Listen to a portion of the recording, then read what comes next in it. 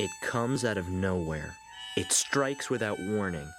It's that soul-sucking stretch of the school calendar between President's Day and Easter.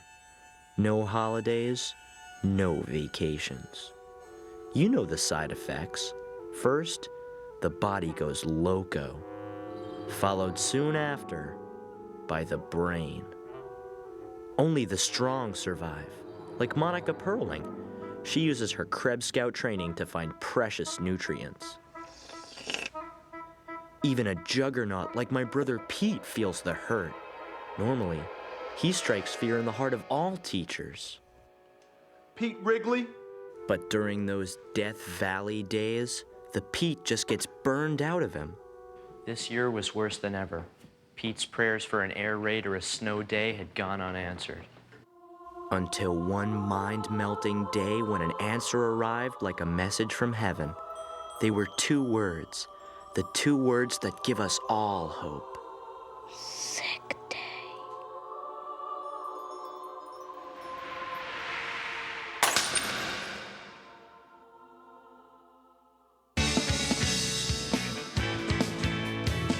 Hey, smiling strange. You looking happily deranged. I can't settle in bed. Or have you picked your target yet? It's ending. Does your dog bite? It's ending.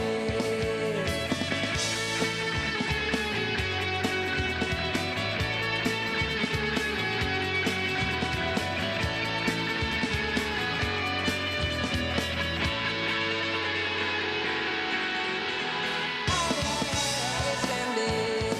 Does your dog bite? It's ending. It's ending. Does your dog bite? It's ending.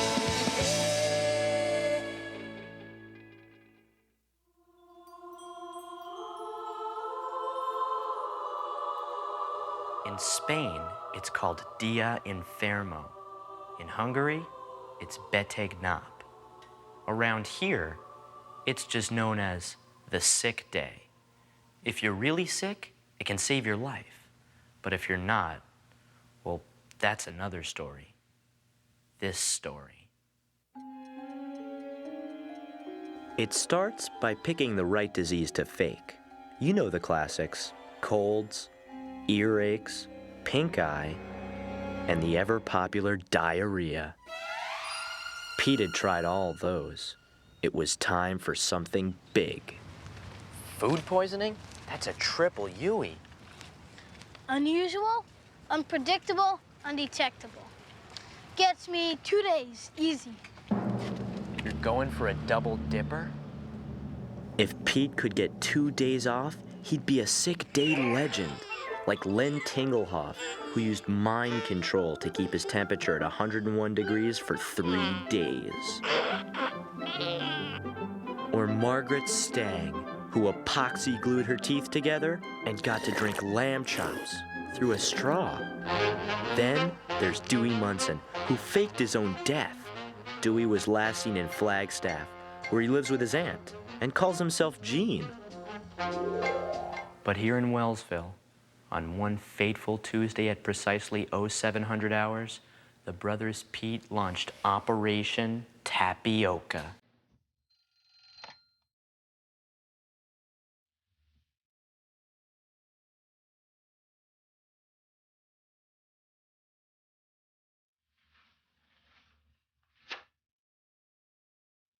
Pete began his assault with the now patented triple-action moan groan.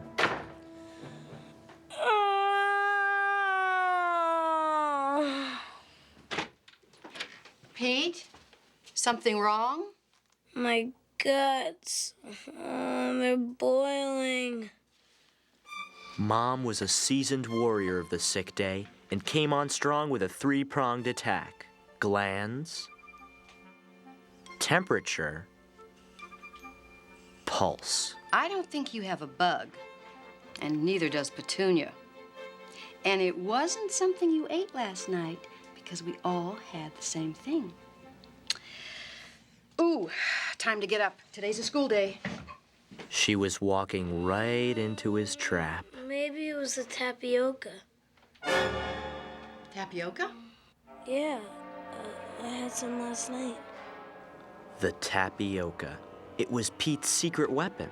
You see, a few days earlier, Pete got a grocery clerk to smuggle him a label from an expired can of tapioca. Remember, if you get busted, this never happened. What never happened? Bingo.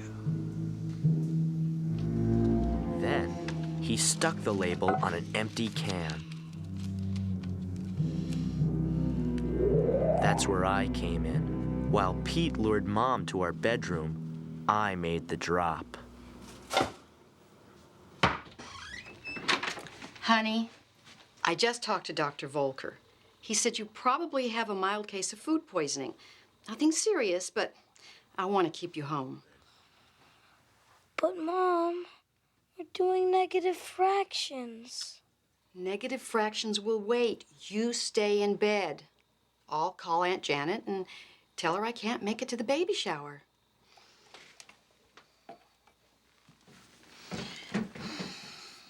You don't have to stay, Mom. I'm just gonna sleep all day. Well, Dr. Volker says sleep's all you really need. And this bucket, just in case. But I hate to leave you alone. I won't be alone, Mom. I've got my negative fractions. Such a good boy. All right, honey. I'll leave Aunt Janet's number and some Melba toast in case you get hungry. Does that sound okay? Mom? Love you. Once word got out that Pete wouldn't be in school that day, adults wasted no time spreading the good news.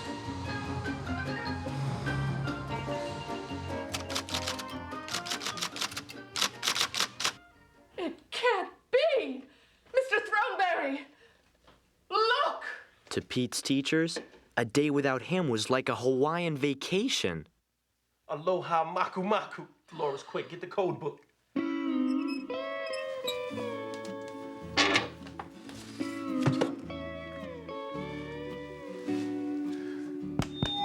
Attention, all faculty members. Attention, all faculty members. Kalui Amatutu. Repeat, Kalui Amatutu. Don Ho will not emerge from the Valley of Darkness.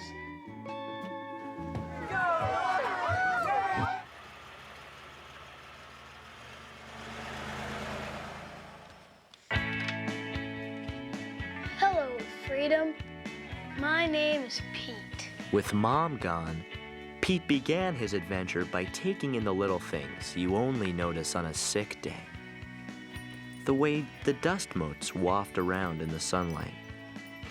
The sound of the refrigerator making ice cubes. And the sweet, marshmallowy taste of an American president going down his food hole. That's when Pete noticed something even more amazing. Ike! That's right, Dwight D. Eisenhower. Famous for commanding the Allied forces in Germany and being the only president Pete hadn't shoved up his nose.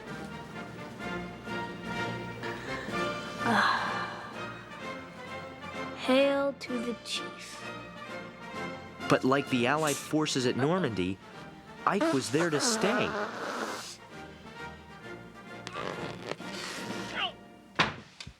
Meter man? Who? Anyone home?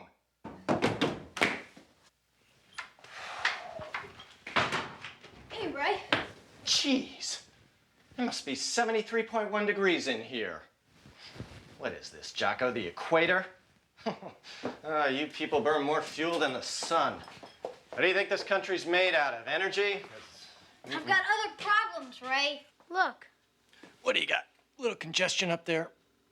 President Eisenhower. He's stuck. That was a man who knew the value of a kilowatt hour. Okay, enough chin music, Red. Time is energy. Let's see what you got over here. Okay, let's see what you got here, Johnny. Let's just see what you got. Right. There's something you should know about Meter Man Ray. When he checks your electric meter, he sees more than the passing of kilowatt hours. He sees the future.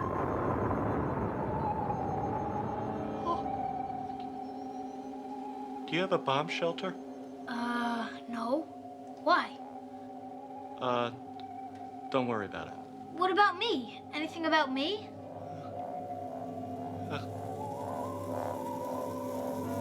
I see you with Martin Van Buren, our 8th president. He conserved face heat with giant sideburns. Good man. What? Oh, he's gonna lead you to the promised land. Promised land? I'm not going anywhere. I'm faking sick. The wheel has spoken. It also says your kilowatt usage is up 3%. Tell me, Chief, you folks ever think of using dimmer switches in here? No, but I'm not going outside. What if someone sees me? It's too risky. That's fine with me, Professor. If you knew how much heat escapes from the top of your head, woo-hoo, that would make you sick for real. Well, see you next month, Skipper. Skipper really wasn't going anywhere until he saw it. The Excalibur 2000, the most powerful garage door opener known to mankind. Only Dad was allowed to wield its mighty power, but no one was home. Pete had to try it. He was gonna break the cardinal rule of faking sick. He was going to go outside. Pete knew that by going outside, he risked blowing his whole sick day scam. But he had seen the Excalibur TV commercial too many times to turn back now. Excalibur, Excalibur, Excalibur, mightiest opener in the land, opens the door with a touch of your hand. Excalibur, Excalibur, its laser shoots through anything, its power will make you feel like a king. Excalibur, Excalibur. Excalibur! Chapter 8. Couldn't fit an oversized envelope in the Chakotay's mail slot. When will they ever learn? Note. Found a brown mitten on the sidewalk. Somewhere a child walks with one cold hand. I will do what I can. Also note, Pete Wrigley spotted. Appears to have Vegas funny man Don Rickles up his nose. No, Eisenhower. Make that Eisenhower. 35th president, had his own stamp. More on that later. What are you doing? Oh, along with the swift completion of my appointed rounds, I'm dictating the story of my life. It's called Stand and Deliver, the Male Woman McGinty Story. What are you doing? Faking sick. While faking sick, Pete Wrigley has broken the cardinal rule and gone outside. Let me know how you do for my book. I'll send you a letter. Wish me luck. I'll do better than that. Any trouble? I'll send up a flare. Keeps the dogs in line. Goodbye. Goodbye. Pete knew he should have gone home right then and there. But he had tested the limits of the Excalibur. Now he wanted to test himself. It was the biggest risk in the world. But then, I guess that's why my brother did it. At precisely 1300 hours, the enemy was sighted. The Death Star. His top secret mission? Well, he just wanted to see how his friends were doing. Except for a strange Hawaiian theme, it was pretty much what he expected. Clem had been reduced to bearded goo, while Monica continued her fierce struggle for survival. It was a horror show he'd seen before, but as he took one last look, something new caught his eye. Glenn Wordle.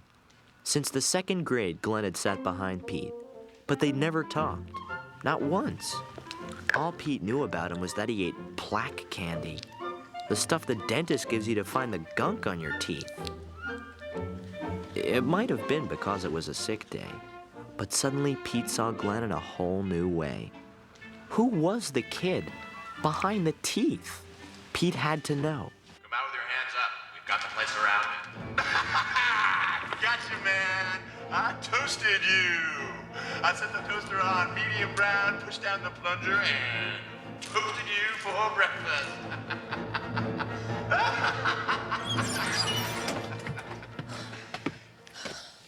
I toasted you. And you could have busted me. I'm faking sick today, Stu. Oh my gosh, I didn't know. Everything is fine in here. There are no dangerous fugitives or anything like that. No, sirree, Bob. I got you covered. I'm sorry. I guess I'm just a little bored. What do you do all day when we're in school?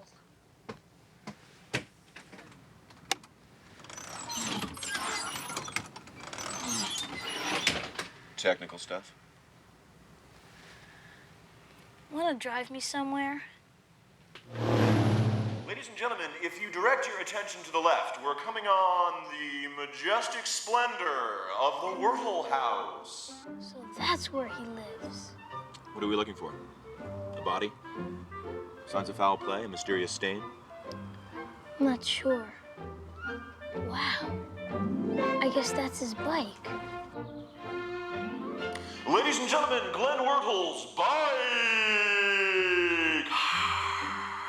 And let's give a warm Wellsville welcome for Glenn Wurtle's shuttlecock. I didn't know he played badminton. Are you sure you're just faking sick, Pete? That's Glenn Wardle's life out there, Stu. All the little things that make him Glenn Wardle. Can't explain it, but you just see things a little differently on a sick day. At the sound of the tone, it'll be exactly 2 o'clock. 2 o'clock? School's out. I got a vamoose, El Pronto. It's not safe out there. Get back in. I'll give you a ride home. That's okay, Stu. I'm gonna look around some more. If I see any sign of trouble, I'll sound the red alert. Eisenhower. Just checking.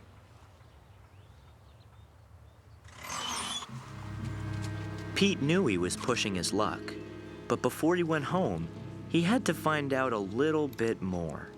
Something that would unlock the mystery of Glenn Wurtle's Wurtleness. No way. Martin Van Buren. Not only was he our 8th president, he was the name Meterman Ray had mentioned in his prophecy. What does it mean? While Pete pondered the future, the present decided to say hello.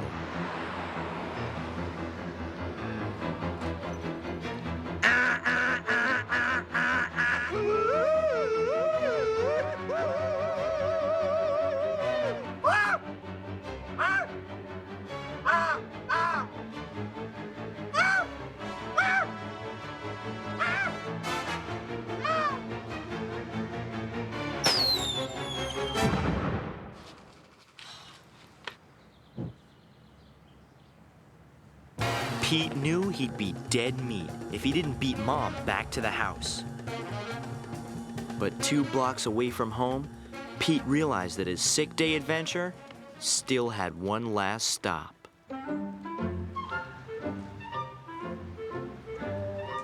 Hey, Glenn.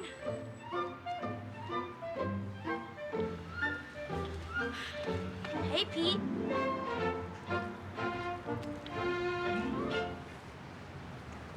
Hi, Pete.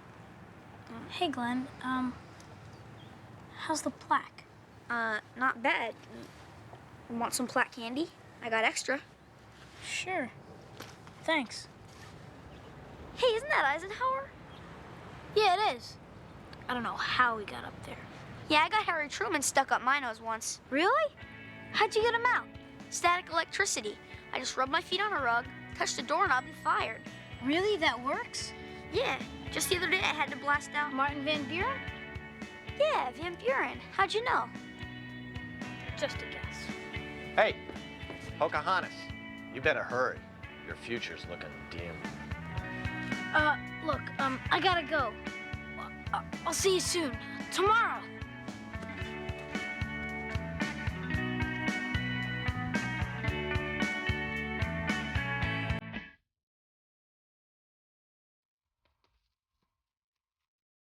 Chapter 12. Flair has worked. Boy on way home. Just another day in the mailwoman McGinty story.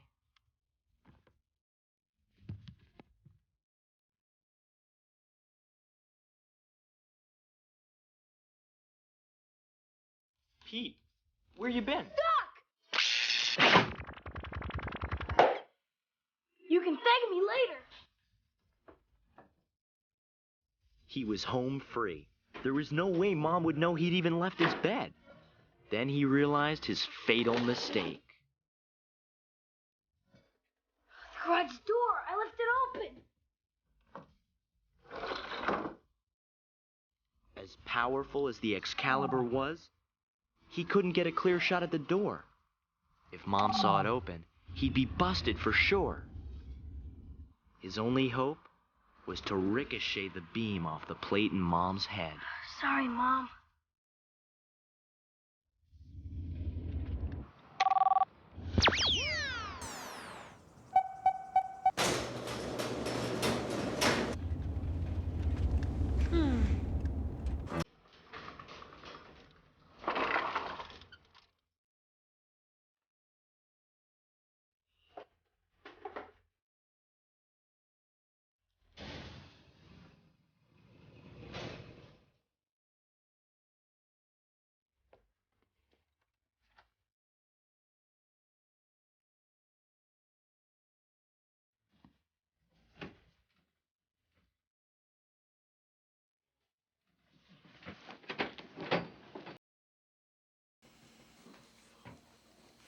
Hey, how's my little honey bunny? He's doing a little better. Good. Another day's rest, and you should be back on your feet. Actually, I'm feeling a whole lot better, thanks to the Melba toast. I might even be able to go back to school tomorrow. Well, we'll see. Meanwhile, you go back to sleep.